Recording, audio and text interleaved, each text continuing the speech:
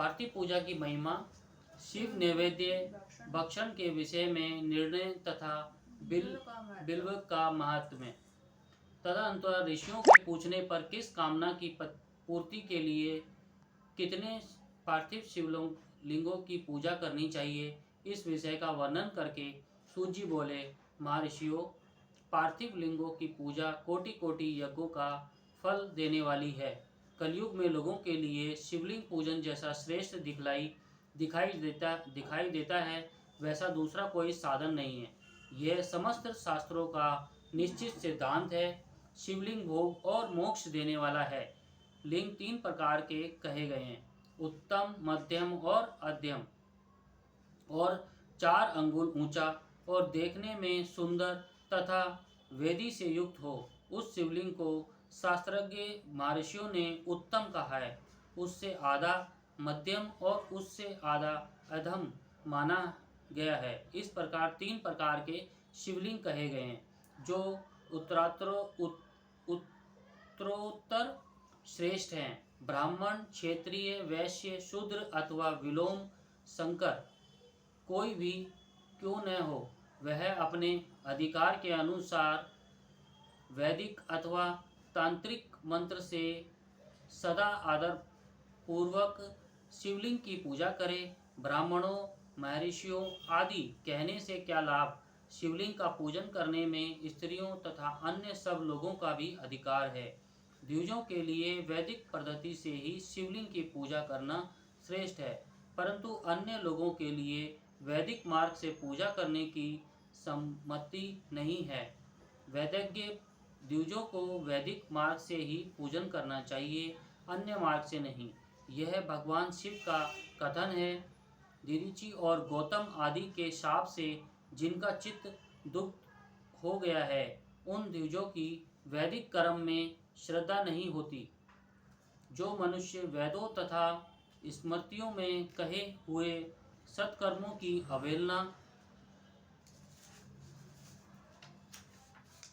अवहेलना करके दूसरे कर्म को करने लगता है,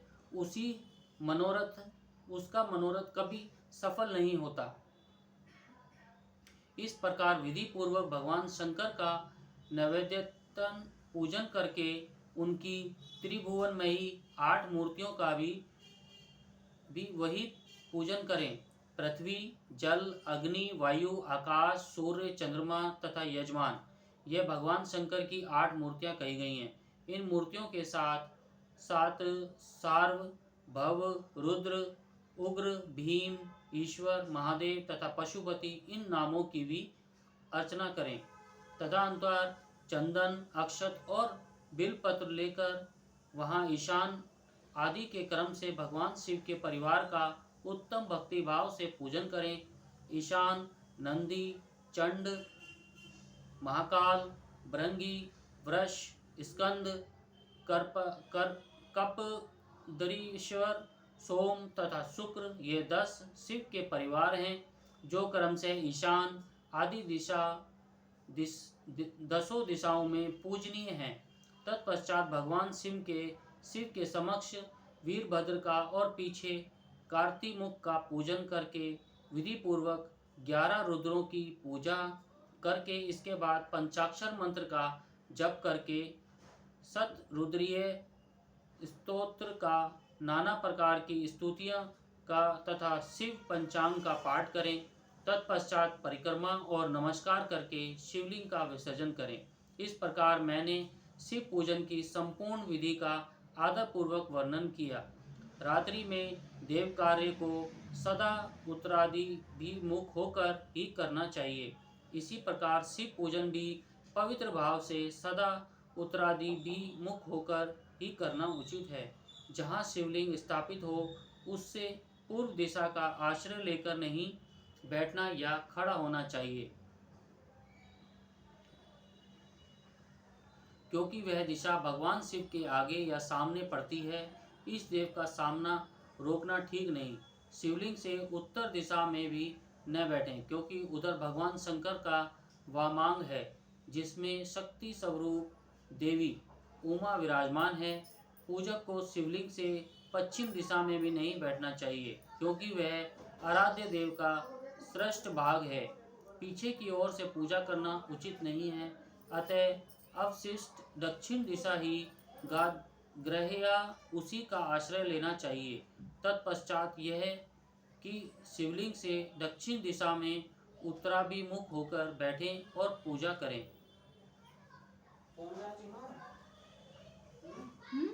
विद्वान पुरुष को चाहिए कि वह भस्म का त्रिपुंड लगाकर, रुद्राक्ष की माला लेकर तथा बिलपत्र का संग्रह करके ही भगवान शंकर की पूजा करें, इनके बिना नहीं।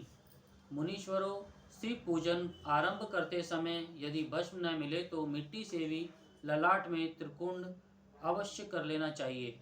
ऋषि बोले, मुनि, हमने पहले से ही यह बात सुन रखी है कि भगवान शिव का नैवेद्य नहीं ग्रहण करना चाहिए।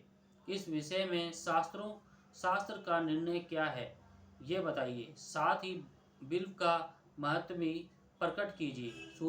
सूत जी ने कहा, मुनियों, आप शिव संबंधी व्रत का पालन करने वाले, अतः आप सबको शतशः धन्यवाद। मैं प्रसन्नता पूर्वक सब कुछ बताता हूँ, आप सावधान होकर सुने। जो भगवान शिव भक्त है, बाहर भीतर से पवित्र और शुद्ध है, उत्तम व्रत का पालन करने वाला तथा दृढ़ निश्चय से युक्त है, वह शिव नैवेद्य का अवश्य भक्षण करे। भगवान शिव का नैवेद्य अग्राह्य है, इस भावना को मन से निकाल दें। शिव के नैवेद्य को देख लेने मात्र से भी सारे पाप दूर भाग जाते हैं। उसको खा लेने पर तो करोड़ों पुण्य अपने भीतर आ जाते हैं।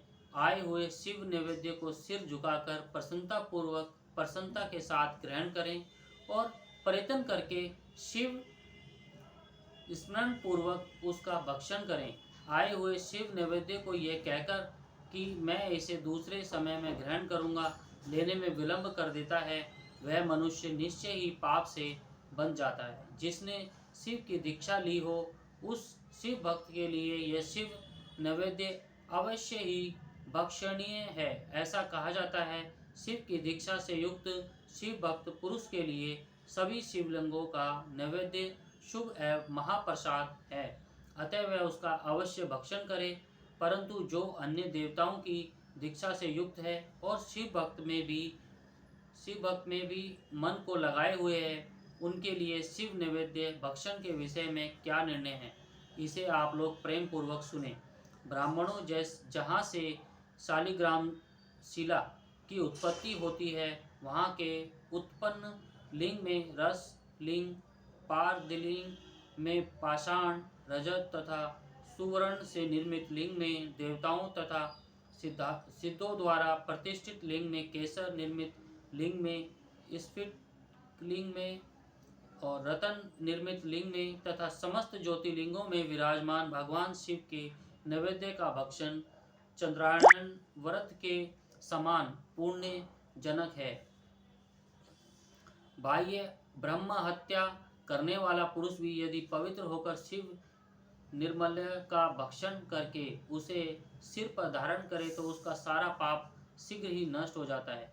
पर जहाँ चंड का अधिकार है, वहाँ जो शिव निर्मल्य हो, उसे साधारण मनुष्यों को नहीं खाना चाहिए। जहाँ चंड का अधिकार नहीं है, वहाँ के शिव निर्मल्य का सभी को भक्ति पूर्वक भोजन करना चाहिए।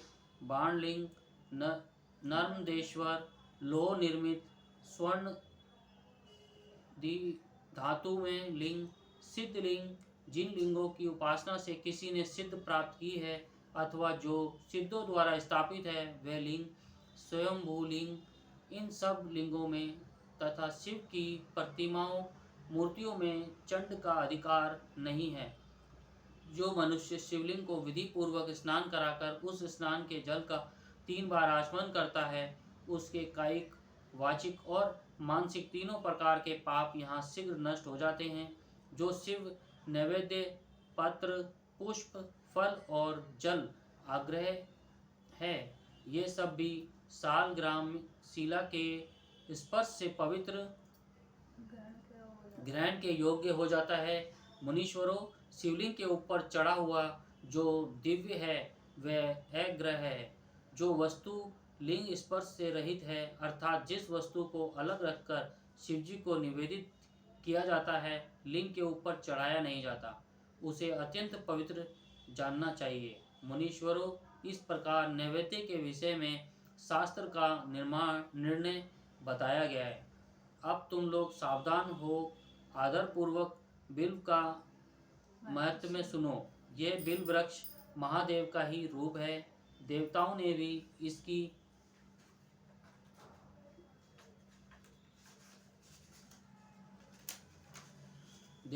इसकी स्तुति की है। फिर जिस किसी तरह से इसकी महिमा कैसे जानी जा सकती है। तीनों लोकों में जितने पुण्य तीर्थ प्रसिद्ध हैं, वे संपूर्ण तीर्थ बिल्व के मूल भाग में निवास करते हैं। जो पुण्य आत्मा मनुष्य बिल्व के मूल में लिंग स्वरूप अविनाशी महादेव जी का पूजन करता है, वह निश्चय ही शिव पद को प्राप्त होता है। जो बिल्व की जड़ के पास जल से अपने मस्तक को सींचता है, वह संपूर्ण तीर्थों में स्नान का फल पा लेता है और वही इस भूतल पर पावन माना जाता है। इस बिल्व की जड़ के परम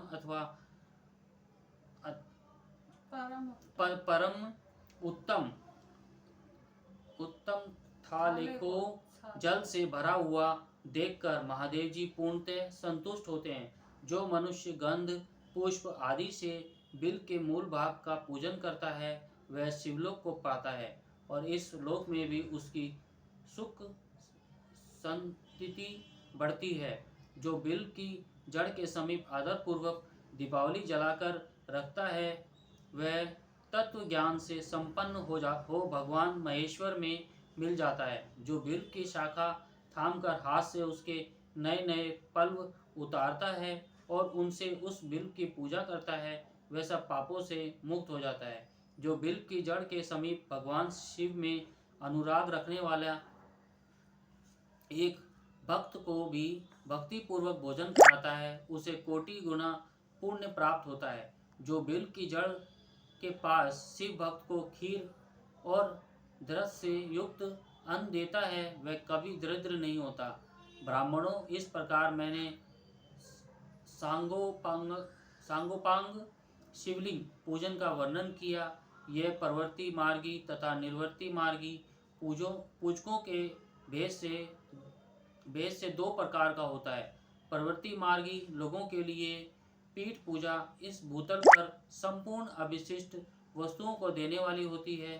प्रवर्ती पुरुष सुपात्र गुरु आदि के द्वारा ही सारी पूजा संपन्न करें और अभिषेक के अंत में अघेनी के चावल से बना हुआ नैवेद्य निवेदन करें। पूजा के अंत में शिवलिंग को शुद्ध संपुट में विराजमान करके घर के भीतर कहीं अलग रख दें। निर्वर्ती मार्गी उपासकों के लिए हाथ पर ही शिव पूजन का विधान है। उन्हें भिक्षा आदि से प्राप्त हुए अपने भोजन को ही नैवेद्य रूप में निवेदित कर देना चाहिए। निवृत्त पुरुषों के लिए सूक्ष्म लिंग ही श्रेष्ठ बताया जाता है। वह विभूति से पूजन करें और विभूति को ही नैवेद्य रूप से निवेदित भी करें। पूजा करके उस लिंग को सदा अपने मस्तक पर धारण करें। श्रीमन्नारायण नारायण नारायण, भजमन्नारायण नारायण नारायण। ओम नमः शिवाय, ओम नमः शिवाय, ओम नमः शिवाय, ओम नमः शिवाय, ओम नमः शिवाय। श्री शिवाय नमस्तुभ्यं, श्री शिवाय नमस्तुभ्यं, श्री शिवाय नमस्तुभ्यं, श्री शिवाय नमस्तुभ्यं, श्री शिवाय नमस्तुभ्यं। नमः शिवाय बोलो, नमः शिवाय, नमः शिवाय बोलो, नमः शिवाय। भोले बाबा जपूं तेरी माला, भोले बाबा जपूं तेरी माला, कर भोलेनाथ माला। भोला सब कुछ सब दुख काटो मारा, ओ भोला सब दुख काटो मारा। हे शिव मंगल जपू तेरी माला, बाबा जपू तेरी माला, सब दुख काटो मारा, ओ भोला सब दुख काटो मारा। शिव मंगल मंगल हारी, वैश्य मंगल मंगलकारी, शमशान निवास हमारा, शमशान निवास हमारा, ओ भोला सब दुख काटो मारा, ओ भोला सब दुख काटो मारा। जय हो भोलेनाथ की जय हो। हर हर महादेव, हर हर महादेव, हर हर महादेव। जय शिव शंकर, जय भोलेनाथ की जय हो। हर हर महादेव, हर हर महादेव, हर हर महादेव, हर हर महादेव।